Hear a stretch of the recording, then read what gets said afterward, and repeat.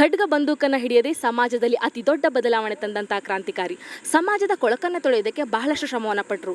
ಯಾವ ಸಮುದಾಯವನ್ನು ಸಮಾಜದಿಂದ ಹೊರಗಡೆ ಇಡಕ್ಕೆ ಪ್ರಯತ್ನ ಪಡಲಾಗ್ತಿತ್ತೋ, ಹುಟ್ಟಿನ ಆಧಾರದ ಮೇಲೆ ಕೀಳು ಎಂದು ತುಚ್ಛವಾಗಿ ನೋಡಲಾಗ್ತಾ ಇತ್ತೋ, ಜಾತಿ ಎಂಬ ವಿಷವರ್ತಲದಲ್ಲಿ ಬಂಧಿಸಲಾಗಿತ್ತೋ ಅಂತಹ ಎಲ್ಲ ಸಮುದಾಯಗಳಿಗೆ, ಅಂತಹ ಎಲ್ಲ ಜನಾಂಗದವರಿಗೆ ಬೆನ್ನೆಲುಬಾಗಿ ನಿಂತಿದ್ದು ಡಾಕ್ಟರ್ ಬಾಬಾ ಸಾಹೇಬ್ ಅಂಬೇಡ್ಕರ್ ಅವರು. ಈ ದಿನ ಮಹಾಡ್ ಸತ್ಯಾಗ್ರಹದ ಸಂದರ್ಭದಲ್ಲಿ ಬಾಬಾ ಸಾಹೇಬ್ ಅಂಬೇಡ್ಕರ್ ಅವರು ಮಾಡಿದಂತಹ ಭಾಷಣವನ್ನು ನಾನು ನಿಮ್ಮ ಮುಂದೆ ಮರುಪ್ರಸ್ತುತೀಕರಣಗೊಳಿಸುತ್ತಿದ್ದೇನೆ.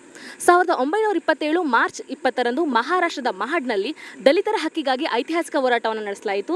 ಮಹಾಡ್ನ ಚೌದರ್ ಕೆರೆ ಸಾರ್ವಜನಿಕವಾಗಿದ್ದರೂ ಕೂಡ ಅಲ್ಲಿನ ಅಸ್ಪೃಶ್ಯರಿಗೆ ಆ ಕೆರೆಯ ನೀರನ್ನು ಕುಡಿಯೋಕ್ಕೆ ಅವಕಾಶ ಇರಲಿಲ್ಲ. ಈ ಅನ್ಯಾಯದ ವಿರುದ್ಧ ಡಾಕ್ಟರ್ ಬಾಬಾ ಸಾಹೇಬ್ ಅಂಬೇಡ್ಕರ್ ಅವರು ತೀವ್ರತರವಾದಂತಹ ಹೋರಾಟವನ್ನು ಮಾಡ್ತಾರೆ. ಈ ಸಂದರ್ಭದಲ್ಲಿ ಅಂಬೇಡ್ಕರ್ ಅವರು, ನಾವು ಈ ಕೆರೆಗೆ ಹೋಗ್ತಾ ಇರೋದು ಕೇವಲ ನೀರು ಕುಡಿಯಲು ಮಾತ್ರ ಅಲ್ಲ, ನಾವು ಕೂಡ ಮನುಷ್ಯರು, ನಾವು ಕೂಡ ಮಾನವರು ಎಂಬುದನ್ನು ಸಾಬೀತುಪಡಿಸಕ್ಕೆ ಹೋಗ್ತಾ ಇದ್ದೀವಿ.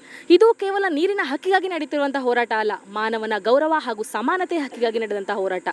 ಜಾತೀಯತೆಯಿಂದ ಸಮಾಜವನ್ನು ವಿಭಾಗವನ್ನಾಗಿ ಮಾಡಿ ಅಸಮಾನತೆಯನ್ನು ಉಂಟು ಮಾಡಲಾಗ್ತಾ ಇದೆ. ಬ್ರಾಹ್ಮಣರಿಂದ ಹಿಡಿದು ಶೂದ್ರರವರೆಗೆ ಅನೇಕ ಹಂತಗಳಲ್ಲಿ ಜನರನ್ನು ವಿಭಾಗಿಸಿ ಕೆಲವರನ್ನ ಮೇಲೆ ಮತ್ತು ಕೆಲವರನ್ನ ಕೆಳಗೆ ಇಡಲಾಗಿದೆ.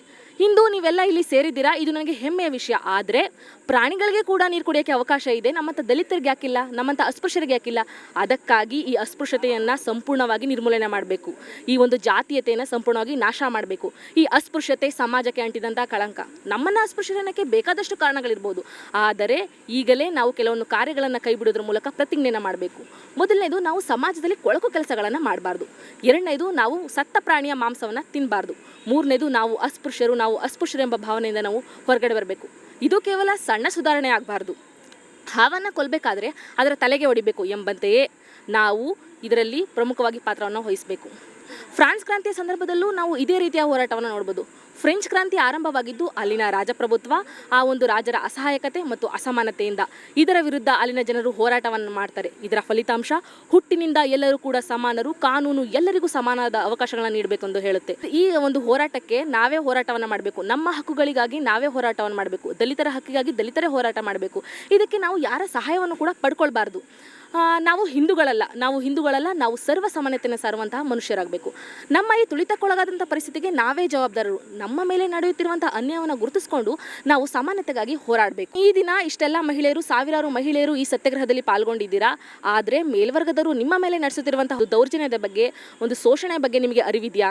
ನೀವು ಅದಕ್ಕಾಗಿ ಶಿಕ್ಷಣವನ್ನು ಪಡ್ಕೋಬೇಕು. ಇಲ್ಲದಿದ್ದರೆ ನೀವು ಸಮಾಜದಲ್ಲಿ ಸಮಾನತೆಯಿಂದ ಬದುಕಕ್ಕೆ ಸಾಧ್ಯ ಇಲ್ಲ. I measure the progress of the nation by the progress of the women.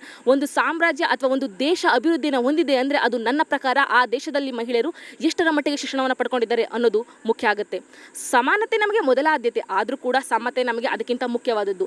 ಸಮಾನತೆ, ಕಾನೂನಿನ ಮುಂದೆ ಎಲ್ಲರೂ ಸಮಾನರು ಅಂತ ಹೇಳಿದ್ರೆ ಸಮತೆ, ಪ್ರತಿಯೊಂದು ವರ್ಗ, ಪ್ರತಿಯೊಂದು ಜನಾಂಗಕ್ಕೂ ಕೂಡ ಒಂದೇ ರೀತಿಯ ಅವಕಾಶಗಳನ್ನು ನೀಡುವುದರೊಂದಿಗೆ ಸಮಾಜದ ನೆಲೆಗಟ್ಟಿನಲ್ಲಿ ಒಂದೇ ದೃಷ್ಟಿಕೋನದಲ್ಲಿ ನಡೆಸಿಕೊಳ್ಳುವಂತಾಗಬೇಕು. ಈ ಮಹಾಡ್ ಸತ್ಯಾಗ್ರಹ ಮಾನವನ ಸ್ವಾಭಿಮಾನ, ಮಾನವನ ಹಕ್ಕುಗಳು, ಮಾನವನ ಸಮಾನತೆಗಾಗಿ ನಡೆದಂಥ ಒಂದು ಐತಿಹಾಸಿಕ ಚಳವಳಿಯಾಗಲಿದೆ. ದಲಿತರ ಹಕ್ಕಿಗಾಗಿ ನಡೆದಂಥ ಈ ಹೋರಾಟ ಮುಂದಿನ ಸಮಾಜದ ಸೃಷ್ಟಿಗೆ ಕಾರಣವಾಗಲಿ. ಜಾತೀಯತೆಯಿಂದ ಹಿಡಿದು ಜಾತ್ಯತೀತರಿಗೆ ನಡೆದಂತಹ ಒಂದು ಐತಿಹಾಸಿಕ ಮೆಟ್ಟಿಲಾಗಲಿ. ಶಿಕ್ಷಣ, ಸಂಘಟನೆ, ಹೋರಾಟ ನಮ್ಮ ಒಂದು ಚಳವಳಿಯ ಅಸ್ತ್ರವಾಗಲಿ. ಮತ್ತೊಮ್ಮೆ ಶಿಕ್ಷಣ, ಸಂಘಟನೆ, ಹೋರಾಟ ನಮ್ಮ ಒಂದು ಚಳವಳಿಯ ಅಸ್ತ್ರವಾಗಲಿ. ಹೀಗೆ ಡಾಕ್ಟರ್ ಬಾಬಾ ಸಾಹೇಬ್ ಅಂಬೇಡ್ಕರ್ ಅವರು ಮಹಾಡ್ ಸತ್ಯಾಗ್ರಹದ ಸಂದರ್ಭದಲ್ಲಿ ಮಾಡಿದಂತಹ ಭಾಷಣ ನಮ್ಮೆಲ್ಲರಲ್ಲೂ ಸ್ಫೂರ್ತಿಯನ್ನು ತುಂಬಲಿ.